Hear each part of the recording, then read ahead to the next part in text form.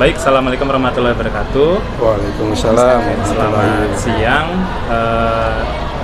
Perkenalkan, nama saya Ahmad Riza Maulana. Saya CGP Angkatan 11 Provinsi DKI Jakarta. Nah, saya di sini akan melakukan kegiatan pasca observasi terhadap Ibu Safina Firdaus yang telah saya observasi sebelumnya. Dan juga di sini selama kegiatan ini saya didampingi oleh pengajar praktik saya, Pak Idam Khalid, gitu ya, selaku dari kakak saya sendiri. Oke, mari kita mulai kegiatan. Oke, assalamualaikum Bu Vina. Waalaikumsalam Pak Riza. Oke, apa kabar? Sehat, alhamdulillah. Alhamdulillah, alhamdulillah sehat ya. Jadi kita ketemu lagi di sini untuk melakukan sedikit tanya-nanya nih soal pasca observasi. Jadi kan sebelumnya saya sudah melakukan pra-observasi dengan Bu Vina, terus kemudian saya masuk ke kelas untuk melakukan observasi sesuai waktu itu tanggal yang ditentukan. Oke. Jadi kita mau ngobrol-ngobrol dulu nih, nggak apa-apa ya? Iya, silakan Pak. Jadi sebelum kita saya mau bacain hal-hal yang saya catat selama observasi, mungkin ada beberapa hal yang mau saya tanyakan dulu, gitu ya. Silakan Pak. Oke, yang pertama, ini gimana nih perasaannya Bu Vina setelah melaksanakan kemarin kegiatan pembelajaran? Oke, baik. Saya izin jawab Pak. Perasaan saya saat melakukan kegiatan pembelajaran yang diobservasi oleh Bapak itu tentunya sangat senang Pak, karena saya juga saat itu pertama kali menggunakan media interaktif Gizmo tersebut. Dan dilaksanakannya di kelas 10 5 yang saya pegang. Dan anak-anaknya selama pembelajaran antusias dan cukup gampang untuk instruksikannya gitu Pak. Gampang ya? Gampang. Jadi perasaannya ini seneng ya? Senang banget. Jadi mencoba media Gizmo, media interaktif itu, dan anak-anaknya cukup antusias. Oke. Terus kemarin, ini kalau perasaannya Bu Vina gimana? Pas kegiatan pembelajaran kemarin tuh ada saya sebagai supervisor gitu. Itu deg-degan sih, berasa diliatin. Lagi kan di videoin juga ya Pak, jadi saya takut salah. Anak-anak juga kan walaupun bilang mohon kerjasamanya, tapi takut ada aja gitu yang ngomongnya apa-apa. Tapi alhamdulillah sama pembelajaran kemarin, untungnya aman sih Pak, saya lihat. Walaupun Untungnya saya awal-awal grogi-grogi gimana gitu. Tapi aman sih Pak. Pas sudah sampai pendahuluan itu masih grogi-grogi, tapi pas sudah kegiatan inti sampai penutup sampai sih itunya udah aman banget udah ya. Relax lah. Oh, oke. Terus jadi kalau misalnya kemarin kita udah coba observasi gitu ya. Terus kemudian coba Ibu bisa nyeritain nggak kira-kira kegiatan pembelajarannya tuh secara garis besar tuh gimana sih? Oke, baik Pak. Jadi saya izin menjelaskan ya Pak secara singkat. Jadi di awal itu saya tentunya memberitahu tujuan pembelajaran kepada siswa-siswanya, terus juga menjelaskan materi terkait struktur penyusun atom dan hubungannya dengan nomor atom, nomor massa, dan isotom. Kemudian selanjutnya setelah mereka tahu nih materinya, kita lanjut saya mendemonstrasikan media interaktif Gizmo tersebut. Jadi saya ajarkan bagaimana cara menambahkan proton, tombol-tombolnya, terus karena itu berpasangan juga, jadi saya tekankan juga kalau bareng gitu. Jadi jangan berebut-berebut.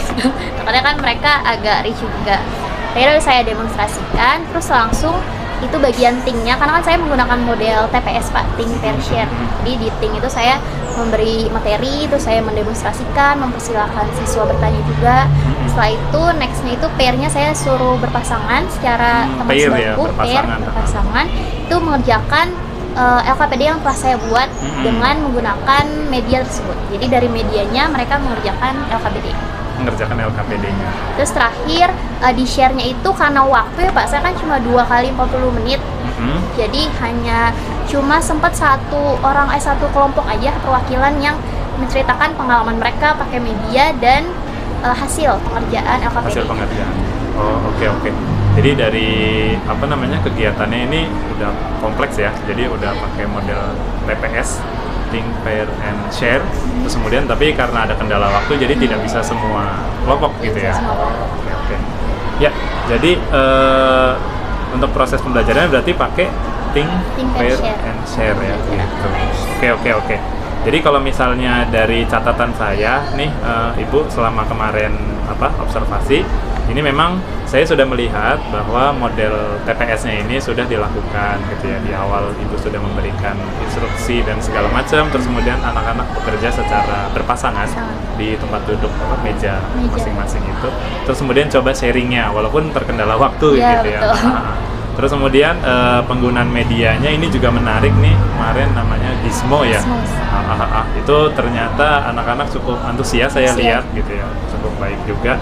Terus kemudian ada tidak hanya anak-anak nyoba, tapi juga ada LKPD kemarin yang coba saya lihat. Dan kemarin sedikitnya ketika lagi pengerjaan itu LKPD, saya lihat ibu juga melakukan pembelajaran berdiferensiasi proses ya, karena ibu coba ngasih semacam bantuan, tapi itu tidak sama semuanya gitu. Jadi ada kelompok yang udah bisa nih gitu, cuman gini-gini doang, tapi ada juga yang gitu.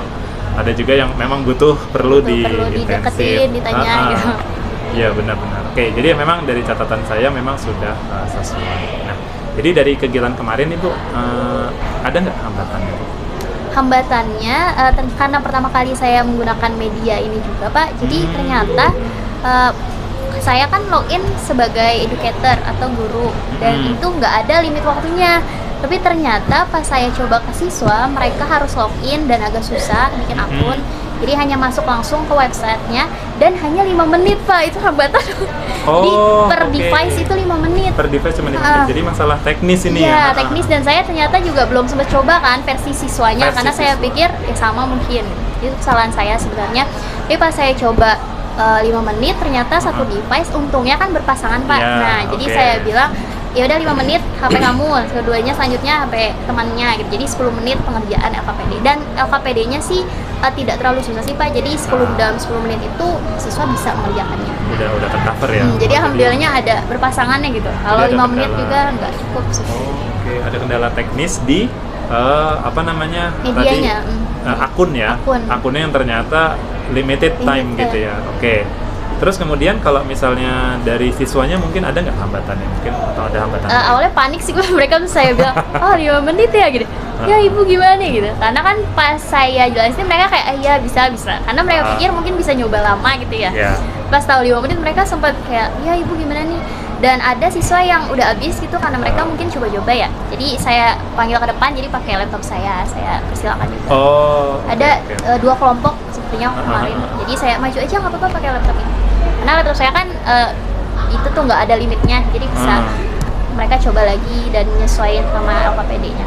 Karena kan di laptop ibu kan akun guru ya, makanya betul. Dia tidak ada limited. Jadi hanya 2 kelompok sih Pak, seingat saya kemarin yang terbatas waktu, jadi harus saya bantu pakai media saya. Harus dibantu. Gitu. Oke.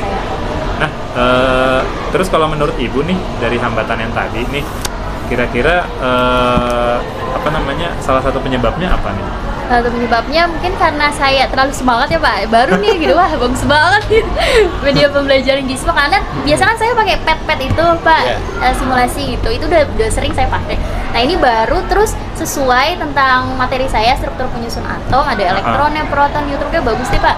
Kayak saya langsung ada fix pakai ini, dan itu saya persiapannya cuma 1 minggu sih Pak, jadi belum coba-coba pakai, belum coba yang lain gitu, belum explore lebih jauh dari media itu sebenarnya saya. Jadi pas saya itu, makanya pas saya tahu 5 menit doang sempat bingung, tapi untungnya bisa diminimalisir dengan berpasangan. Oke.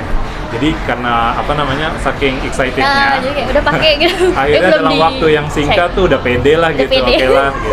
Oke. Pede dulu. Jadi istilahnya kurang dieksplor lebih jauh. Nah, kira-kira nih Bu, ada nggak solusi yang bisa dilakukan untuk Ibu misalnya di masa depan gitu ya, untuk hambatan kayak gitu tuh bisa dikurangi atau bahkan bisa dihilangkan gitu misalnya? Mungkin karena ini berbasis media ya Pak. Nah, jadi kalau misalkan saya lebih lama nih persiapannya, mungkin anak-anak akan saya suruh buat akun terlebih dahulu. Jadi bisa seperti saya, jadi bisa sepuasnya, bahkan di rumah bisa mereka nyoba sendiri bisa gitu kalau buat akun. Jadi mungkin kedepannya kalau saya menggunakan media pembelajaran berbasis website dan semacamnya, itu saya suruh persiapan gitu dulu. Mereka disuruh bikin akun kah, atau mereka coba dulu gitu apa gimana. Jadi jangan pas pembelajaran saya ayo coba, itu jangan kayak gitu sih Pak, lain waktu. Jadi emang ada antisipasi dulu ya? Harus ada waktu, spare waktu berapa, atau nggak ke PJ-nya aja kayak ngasih tahu itu ada.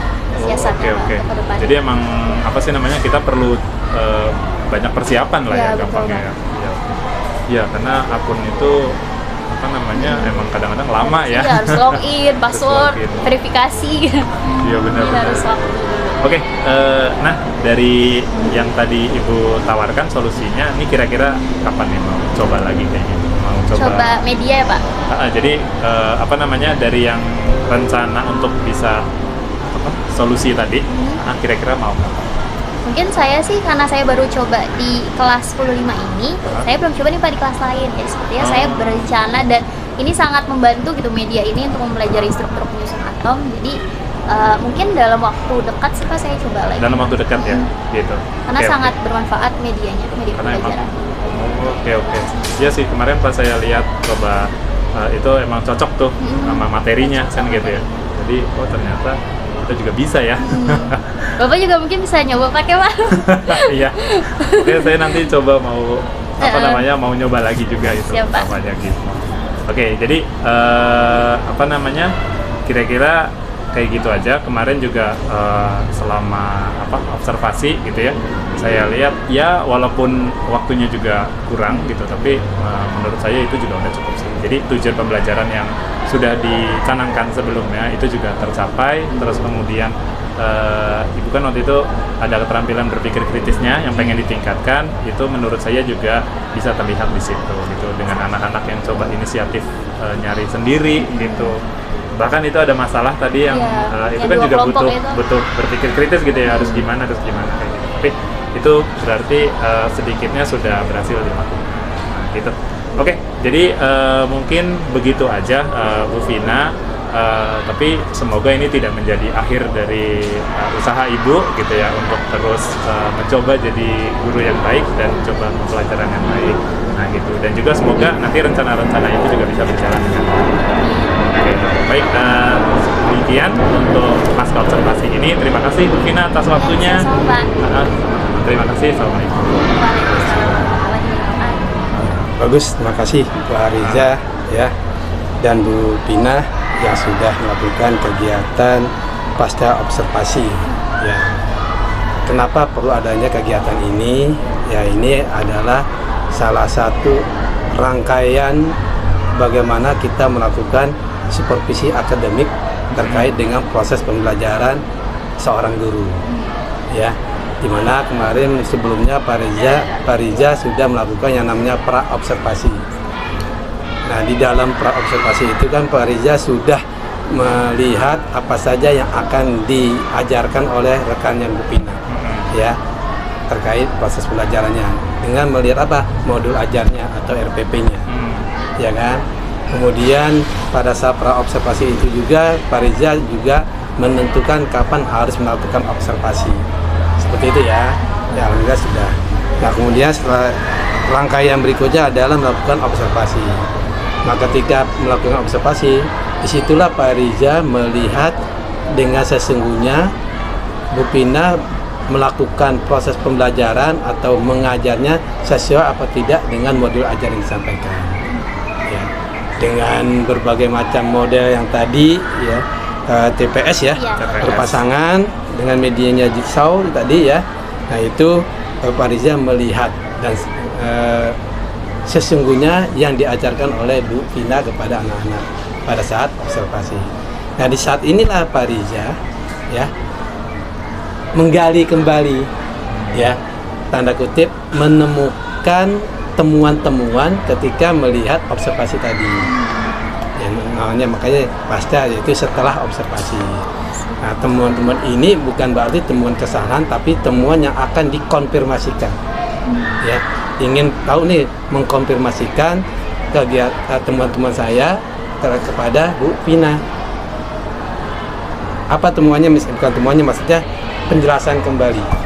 Ya, temuannya.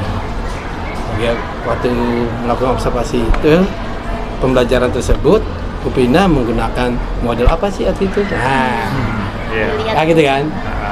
Oh ya, benar, di RPP memang benar dengan model TPS, ya kan, dan sebagainya. Nah, itu. Kemudian apa sih? Saya melihat seperti Bu Pina begini-begini, ternyata apa itu hambatan yang terjadi, ya gitu kan? Nah itulah. Nah jadi dengan adanya pasca observasi ini, berarti nanti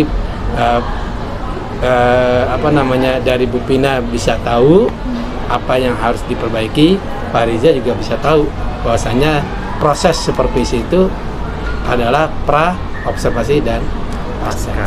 Ya, saya rasa itu saja, Pak. Ya, terima kasih. Oke, demikian kegiatan pasca observasi ini. Semoga kita bisa mengambil pelajaran dari apa yang telah kita lakukan. Terima kasih. Assalamualaikum warahmatullahi wabarakatuh. Waalaikumsalam warahmatullahi wabarakatuh.